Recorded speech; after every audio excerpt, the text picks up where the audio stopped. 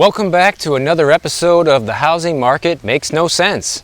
This house behind me that you guys are looking at went on the market back in March of 2022 for $2.3 million. And then they had to cut the price $900,000 down to $1.4 million to sell this place back in September of 2022. So $900,000 price cut, and right after they sold it, the new owner decided to list it for rent for $5,500 a month. And it sat empty, nobody rented it. They took it off the market for rent, and now this house is just empty. Seems like no one's living here, the owner's not living here, no one's there. Why does this make no sense?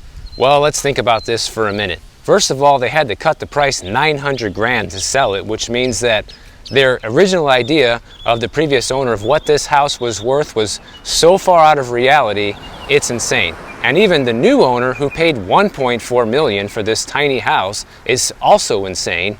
And if you're buying it for an investment purpose because they listed it for rent seemingly the next day, so we know that when you purchase an investment property, that the rental price should be roughly 1% of the purchase price. So what would that be for a house like this? Quick math. Oh, $14,000 a month. No one will even pay $5,500 for it, let alone $14,000. So somebody tell me, what is the strategy here? Is this a tax shelter? Is this a money laundering scheme?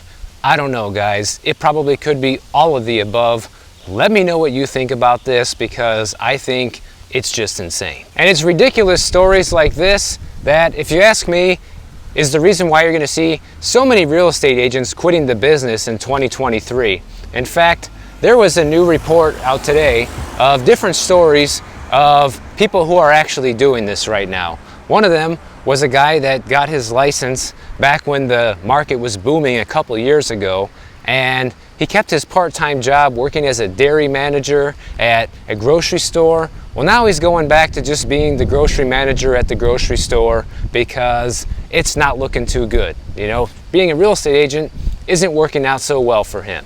And big surprise, this is the case for a lot of agents, especially new ones. And just think about how insane this is for a moment.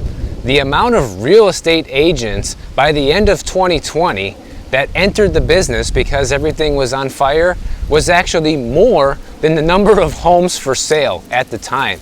And when you hear stuff like this, it just goes to show how many people think that getting into real estate and getting your license is just going to be the quick path to success and wealth in life, and that it's just easy money. And so many people that did that are now finding out that that is in fact not the case at all. I'm an agent, guys, that started at the bottom of the housing market when the whole crash was taking place. I got my license in March of 2009. So the housing crash was well underway. Prices had already fallen significantly since then and were still falling. And I saw a lot of agents quitting the business at a time when I was entering. But since I was so young and already so broke, I just had nothing to lose. That's the reality.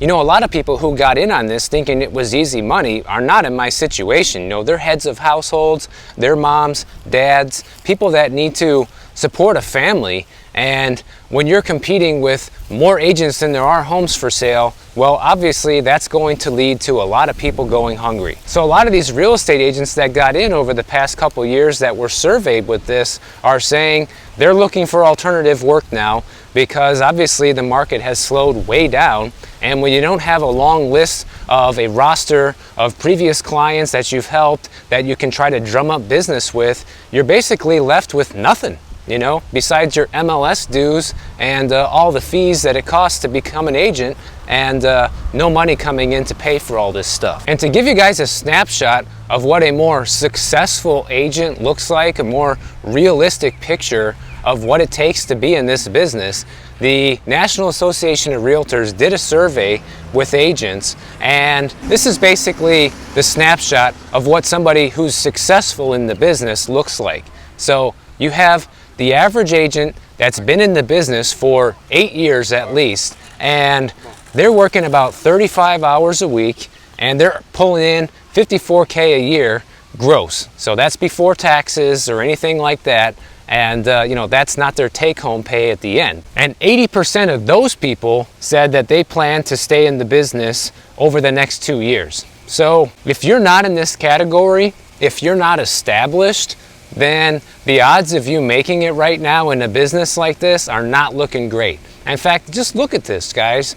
You have to be in the business 8 years to pull in an average gross income of $54,000 a year. Now, as somebody who did this for a long time for my main living, I can pretty much confirm that that's pretty normal and average. If you're making a living as an agent, that's what you can kind of typically expect to make on a yearly basis. And obviously some agents will make way more than that because, they deal with a lot of high profile clients, they have connections and things like that can really push up your yearly income. But for the average agent that is just trying to get by, probably sells 3, maybe 4 houses a year, does some rentals. That's what I used to do all this time, and that was pretty close to what I would make a lot of years. A lot of years I even made less than that, actually. And there was also a story from this brand new agent in the business, only 19 years old. So congrats just for taking initiative and being a 19-year-old entrepreneur. That was kind of what I did. I got my license when I was 20. So I can definitely relate to the young hustle there. And so far she says she's only been able to close 1 deal so far since she got her license, and that it's been very tough, and everybody already knows somebody. And let me tell you guys, that was definitely the situation that I ran up against here in Miami as well. Everybody already knows somebody. In fact, we have the single largest realtor association here in the entire country, the Miami Association of Realtors. We talked about this a couple weeks ago. Has like 54,000 active members, but only 10% of them are actually closing deals and making money right now. So put that into perspective. And here's the other thing, is a lot of real estate agents are independent contractors. That's how I operate with my brokerage, Beachfront Realty.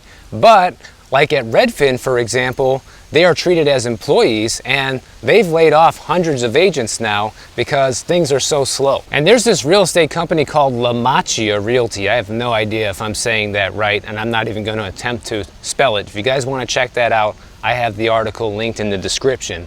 But they have about 500 agents across 6 states, and right now, when they take on new agents, they have a very strict set of criteria, which I honestly think is pretty interesting. The broker there is requiring all their new agents or even existing agents to make real estate their main career within the first 6 months of joining the company and regularly attend the trainings on real estate fundamentals and sales techniques. And they've already lost about 30 or 40 people who are probably not interested in that. The reason why I think that's interesting is because a lot of companies don't do stuff like that, and they definitely don't require you to be a part of the sales meetings or anything like that. It's usually always optional.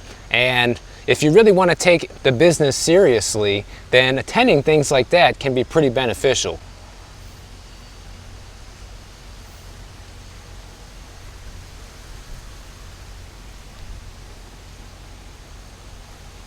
So certain real estate companies and brokers are starting to get a lot more selective and bringing on new real estate agents, especially in times like this, because new real estate agents obviously have no experience. It takes a lot of time, energy, and effort to train them. And on top of that, they pose legal and ethical liabilities because they just don't know anything. And when you're out there spewing misinformation to clients, that can pose as a big liability for the brokerage firm. And there's another story in here about a woman that got her real estate license last summer and still hasn't closed a deal, guys. So you're talking like what, 9 months and no money? That's a tough pill to swallow. I remember when I first started, it took me probably at least a month before I made any money, but I started off doing like some very small rentals just to make a little bit of cash. And my first real paycheck came from my first sale, which took me maybe almost 3 months to make. And that was in a down market. We're talking during the housing crash. And you know, that's when we started to see a lot of people come out of the woodwork here in Miami with cash and just buy up all the real estate because it was so cheap back then. It's not like you can't make money in a housing crash or a down market. It's just that your pool of buyers is going to be far more limited than when things are hot. But it's also kind of a good thing too, because you don't have competition. You know, you're not seeing multiple offers and having to compete with other buyers and losing deals to things like this. And I know this is still happening in some areas, but it's far from the norm now. But it's going to be interesting to follow up on this in a few months from now, towards like the middle of the year, to see exactly how many agents are leaving the business. Because I think as the market continues to slow down, you're just going to see more and more people quit, you know, just by default, because there's just no money to be made. When agents are making half the money than they were a year ago, there's not much of an incentive to stay doing this right now. And I know there's a lot of frustrated home buyers out there that are still dealing with low inventory and unaffordable homes due to high interest rates and things like this. But I saw a success story today from a couple out of Ann Arbor, Michigan, that thought maybe buying a house was going to be out of the question because of those same reasons. And it turns out they were actually able to snag a pretty decent deal on a new construction home. And they ended up getting a new home for $265,000. And even though they didn't get the builder to budge on the price, they did get an appliance credit. They got the mortgage buy down at 5.5%, so a little bit of relief on the mortgage payment for the first year or two. The house also comes with heated floors, which is a nice luxury to have when you're living in Michigan. So these guys were really happy with the purchase, and I think a lot of buyers should be looking at things like this year if you're in the market to buy. You should be looking at where is the new construction happening, because I think this is where you're going to see the best deals to be had this year, because so many builders are going to be delivering thousands and thousands of new units every single month as the year goes on. So if you're somebody that's feeling frustrated with the amount of options out there, start looking at new construction, guys, because there's opportunities out there with this. And I just want to keep showing you guys all the beautiful water views over here. Remember how we saw where Tom Brady was standing the other day with his retirement video? Well, guess what? He lives right over here. That's Indian Creek Island.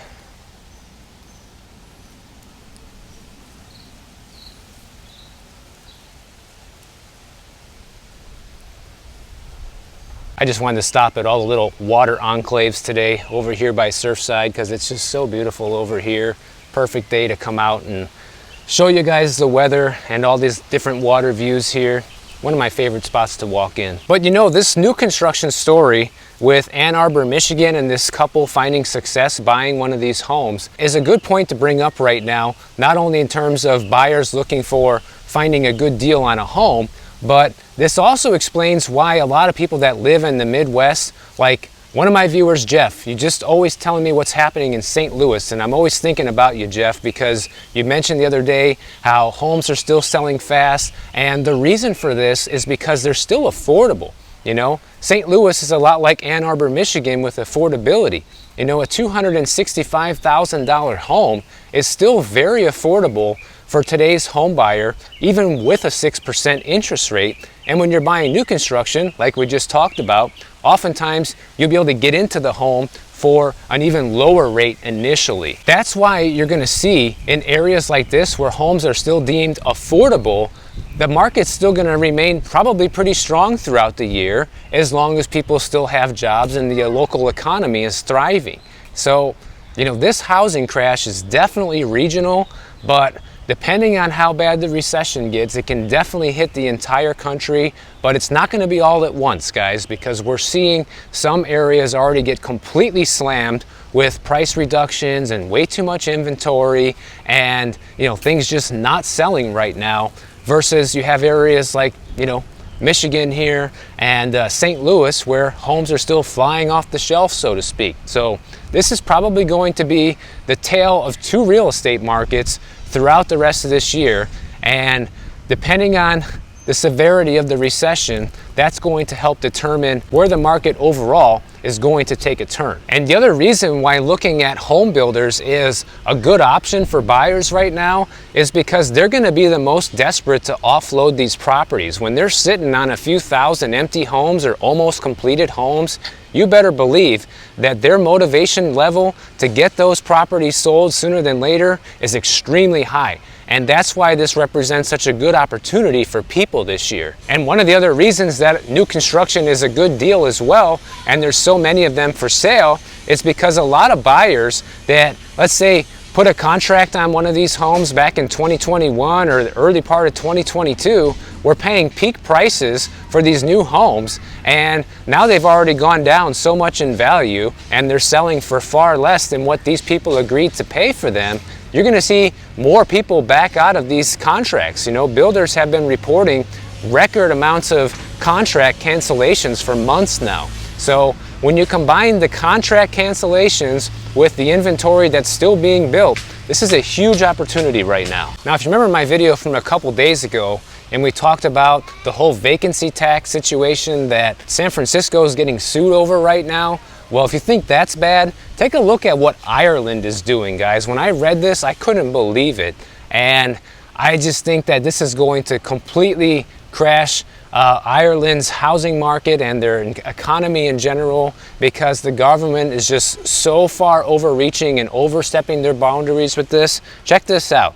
They're implementing this law there, or trying to decide on it still. They're basically banning landlords from ever evicting the tenants from the property, like permanently, okay? It's to the point where people can't even sell their properties over there right now because so many existing landlords want out of this situation. Because what they're doing is they're being restricted to rent increases well below the rate of inflation. So not only are they losing money every month, but they can only recover possession from the property for a few very limited reasons. This is how it works.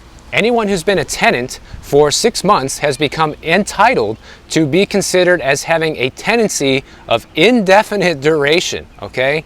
Unless you want to sell the property with vacant possession, you are obliged to continue the tenancy indefinitely, subject to a few exceptions. And these include that you want to use the property for a close member of your family. If you want vacant possession to upgrade the house, you have to offer it back to the tenant once the upgrades are completed. And it gets worse. It's actually worse than that. Because if you have a tenant in the property, they're legally entitled to substitute occupants, and they in turn have a right to be regarded as tenants of indefinite duration. So basically you can have a renter in there that says, yeah, you know, I'm going to let my cousin Joe live here for a few months while I go travel the world because I'm rich now and I have a low rent. And, you know, there's nothing you can do about it, landlord. You have to accept Joe as being the tenant right now. So these landlords are basically faced with this situation where they have faced pretty much permanent loss of the right to recover possession of their own property unless they want to sell the house with vacant possession. And so if you're a landlord right now and you're stuck in this situation and you want to sell the property, well, guess what? The new buyer has to agree to inherit the tenant that you have in the property. And that's the only way you can sell it. And this is in combination with a rent freeze that they have going on over there, and it's basically causing the rents to go down by 5% per year. Meanwhile, inflation is raging. So imagine how much money and headaches these landlords are dealing with over there. So if you think San Francisco is bad, it can get much worse. But my concern is that places like San Francisco are going to be looking at what Ireland is doing and different places that are totally taking away personal property rights and start doing a lot of the same. And once that happens, it's game over, guys. It's basically the government stealing your property from you. And honestly, this is just one more reason why I think it's more important than ever that if you're going to buy a house, whether to live in or to rent out as an investment, you need to be very scrutinizing on the local landlord-tenant laws and just knowing how your state handles these type of situations or your local municipality, because this can totally make or break your real estate transaction and, let's face it, your freedom of what you're allowed to even do with your own property in the end. So you got to be very careful with this when you're looking at buying real estate right now. Now here's something really interesting. Compared to the house in the beginning that took forever to rent, this place was on the market for only 2 weeks for $7,500 a month, and then they rented it for $7,000, no problem. And if you look in the past, look how much the rent has gone up. In 2013, this house used to rent for $3,900, then $4,250, $4,300. Today, $7,000 per month. And this just goes to show you how insane it has gotten down here in South Florida in general when it comes to home prices and rent prices.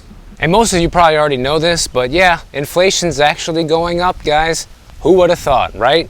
And if you think this is a big deal, you haven't seen anything yet, because even though it just crept up maybe half a percentage point from month to month here, this is just the beginning, because there's a lot of things that inflation hasn't even began to really ramp up on yet.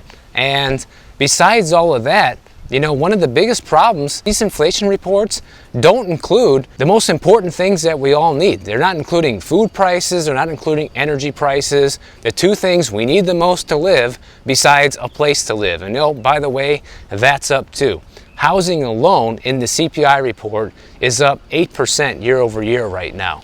So before you go ahead and celebrate these inflation reports, just realize that the most important things that we all need in life are being affected the most right now when it comes to costs. And guess what? If Canada is any preview of what we're going to be seeing here in the United States when it comes to this housing crash, housing prices in Canada since February last year, so just 1 year ago, have already come down 14% from their peak prices, and now it's anticipated that by the middle of this year already, it's going to come down by an additional 16%, guys. So you're talking a 30% housing crash in prices in like a year and a half.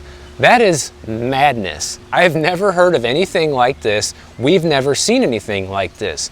For example, if you go back to the huge housing crash we had in 2008 here in the States, housing prices went down by 27%, guys, nationwide average. Some areas got hit harder, like Phoenix and Miami and parts of California, places like this that got just slammed with this last crash.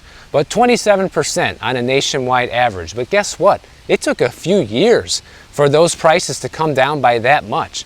And I think that's going to be kind of the name of the game this time with this crash, is that prices are going to probably come down more than last time and faster than last time. I still think it's going to take a couple, 2 or 3 years for this whole thing to play out, but I think the severity of it is going to be far greater than what we saw before, as well as the swiftness of it. And I think from what we've seen already in Canada and what we have been seeing here in the US just over the past 6 to 9 months is already a huge telling sign of what's to come. So get ready for this, guys. It's all happening. Everything's starting to come to a head with this, and it's just getting started. If you guys enjoyed this video, make sure you click the bell notification down below. YouTube will alert you every time I post a new video. And if you don't want to wait, check out my next one on the screen right over here, and I'll see you in the next one.